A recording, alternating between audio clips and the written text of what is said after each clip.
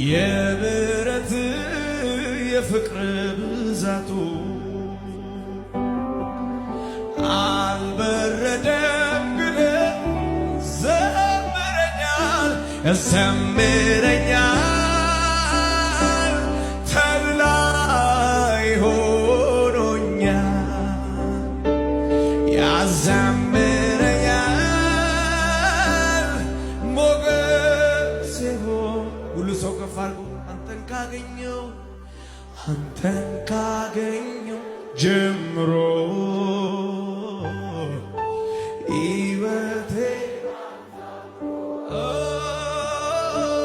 የፍቅር ብዛት አልችልም ልገልጣት የምሕረትን ብዛት አልችልም